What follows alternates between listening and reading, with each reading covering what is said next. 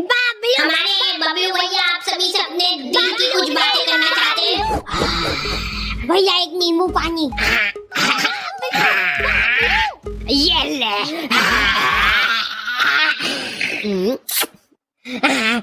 बाबलू बाबलू बाबलू बाबलू अरे बबलू भैया आ चुका है वो दुनिया की रखवाली करने। अरे कोई बात नहीं कोई बात नहीं। पैर के ऐसे तो हट जाए। नहीं बाबलू भैया मैं नहीं हटूंगा। बाबलू पहलवान बाबलू पहलवान।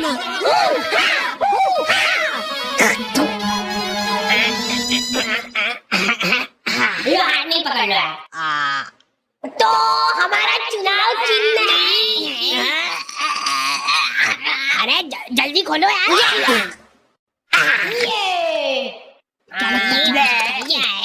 ये हमारा दिल है। हमने खुद फोटो खिंचवाया है इसका। शाबाश लो छपवा दो इसको। ये हमारा ही दिल है बस बाहर से। ओ भाई और इसके इर्द गिर्द जो बाल है वो हो आप। ये दर्शाता है आपके और हमारे पावन रिश्ते को।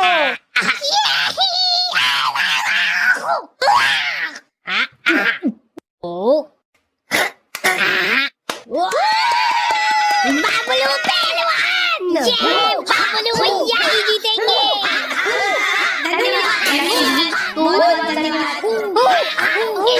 भैया को कपड़े दो यार कोई कपड़े दो। तो आ गए फिर से। तो गर्मियों में कुछ लोगों को कूलर नसीब होता है और कुछ लोगों को बेकार कूलर नसीब होता है। हमारे पास एक प्राचीन कूलर था जो कि इनको दहेज में मिला था। हाँ तब से ही लीक हो रहा है वो। टप टप टप टप टप टप टप। वहीं पे कुछ लोगों को अच्छा कूलर तो नसीब हो रहा था लेकिन फिर भी वो सो नहीं पा रहे थे। अब आइए थोड़ा थोड़ा ऊपर। अब इन सभी को ऐसा लग रहा है कि सामने वाले के पास ज्यादा हवा जा रही है।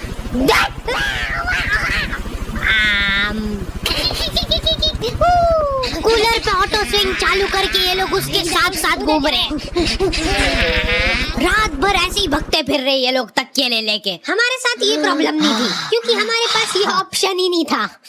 आगे का पूरा फड़का उड़ा हुआ था हमारे कूलर का। आज तक हम लोगों ने उसकी फुल स्पीड नहीं देखी है क्योंकि पहली स्पीड में वो भागो हमको ऐसा लगता था कि फुल स्पीड में चालू कर दिया ना तो हमारे सोने के बाद उड़ के बाहर चला जाएगा।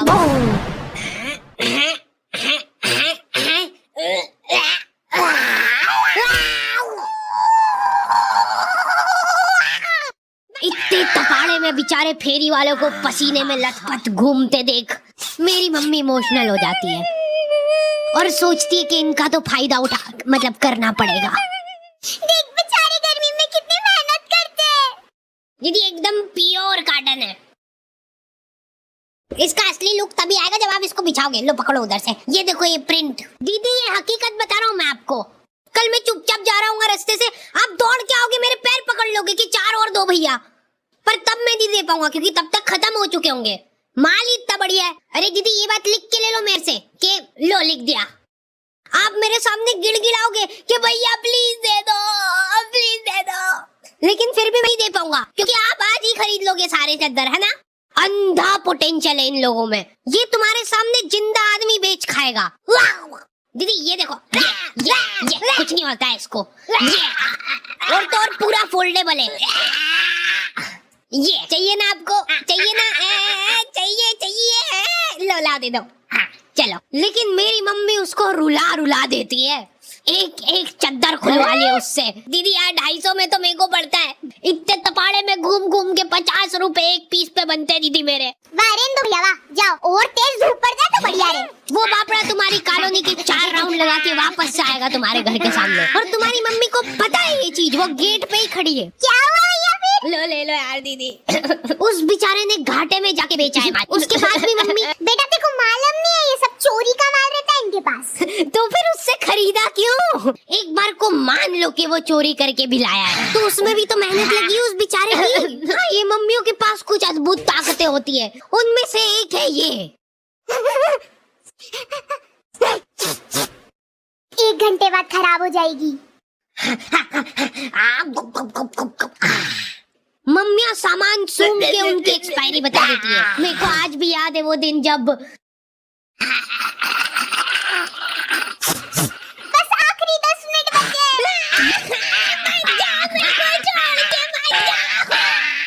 अब तो 2 ही मिनट बचे हैं। हेलो। दूसरी तरफ बबलू पहलवान का दबदबा बढ़ता ही जा रहा था। उस दिन बबलू पहलवान का जन्मदिन था और पूरे शहर को ये बात मालूम थी, क्योंकि हर गली नुक्कड़ पे इन लोगों ने पोस्टर लगवा दिए थे, बबलू भैया पहलवान हैं, इसलिए जन्मदिन की शुभकामनाएं। भाई साहब, इनमें से बबलू भैया कौन से? ये तो दिख नहीं रहे क्या तुमको? और बबलू पहलवान ने जिंदगी में पहली बार कुछ ढंग का काम करने का सोचा। अरे बबलू भैया, ये तो पिघल गई, आपके लिए नहीं लाता। कोई बात नहीं,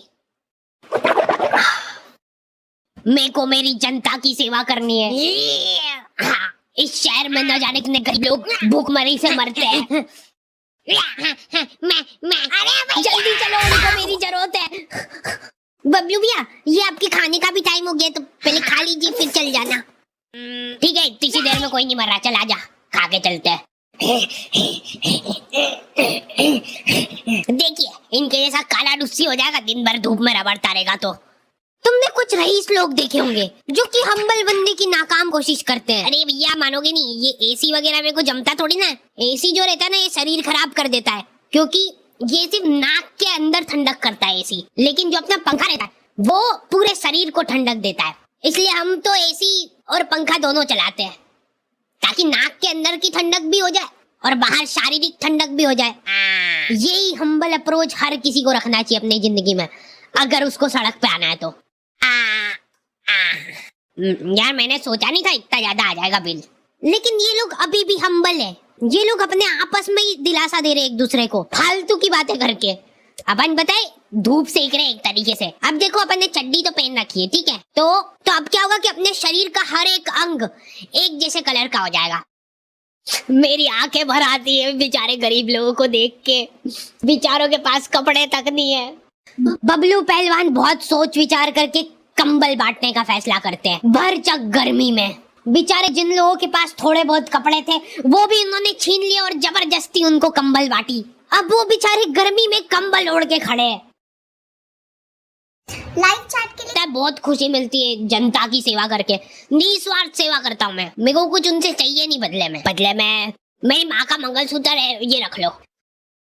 भाइयों, ये देखो, पेटी पे टीडीएम है, और उससे भी ज्यादा प्राउड की बात यह है कि माँ का मंगलसूत्र गिरवी रख के लिए मैंने। ये लोग शर्ट पहन के एहसान कर रहे हैं, ऊपर के 5 बटन खुले हुए, नीचे का बस 1 बटन अटका रखा है। जरा सी हवा चली तो वो भी खुल जाएगा। और इन लोगों में एक अद्भुत टैलेंट होता है। एक सीधी सुनसान सड़क है, कोई प्राणी उस जगह के आसपास भी नहीं आता है। इतनी प्यारी सड़क है ना वो, कि तुम उस पे चप्पल पहन के चलोगे तो वो सड़क गंदी हो जाएगी। उस सड़क पे ये लोग आड़ी बाकी गाड़ी चला के तुमको गिर के दिखाएंगे। देखो यार, मैं किसी का बुरा नहीं चाहता लेकिन इनकी ऐसी हरकतें देख के मेरी तो बहुत ज्यादा इच्छा होती है कि ये तो यार गिरना चाहिए।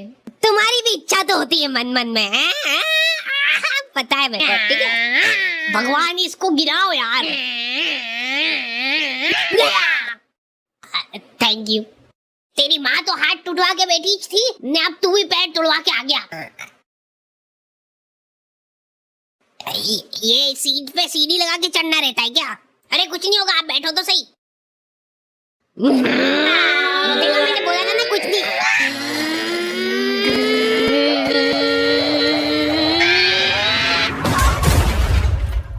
अरे यार, कैसे चलाते? एक तो ये लोगों को गाड़ी चला, ओए देख के चलाना भैया। दीदी आप रॉन्ग साइड, बदतमीज।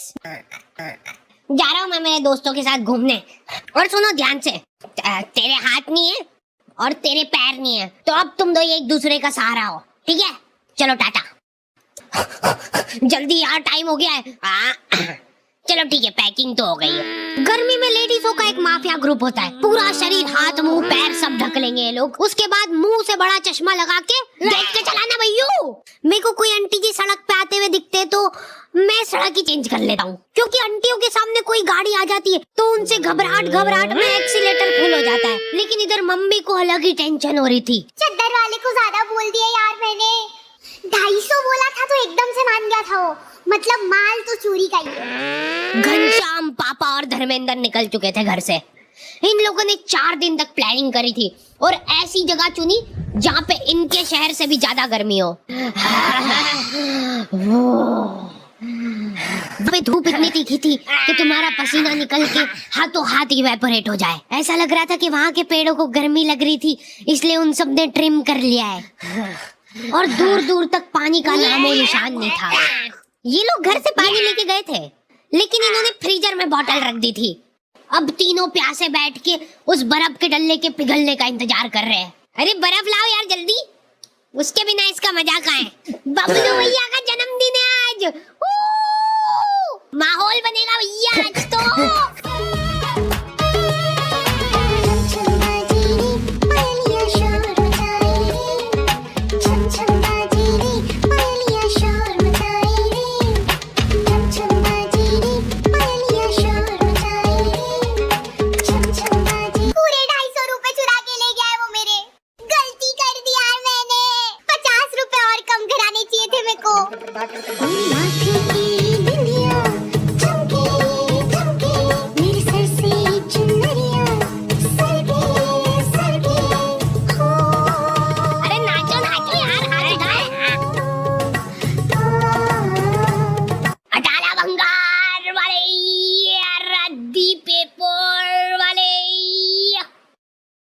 मम्मी ने उस आदमी का इतना घाटा कर दिया था कि उस बेचारे को प्रोफेशन चेंज करना पड़ गया। अरे तो वही है चोर, वही है जिसने चोरी का माल बेचा था मेरे को। ओए रुक जा वहीं पे। अरे मैंने कुछ नहीं करा, मेरे को मत मारो यार। देखो ये चश्मा कैसा लग रहा है, एकदम वेल्डिंग वाला लग रहा है। क्या हुआ इसको? भाई वो सही में वेल्डिंग ही करता है। जल्दी घर चलो नहीं तो काले हो जाएंगे। हाँ गुड बॉय। भाई अपनी बॉटल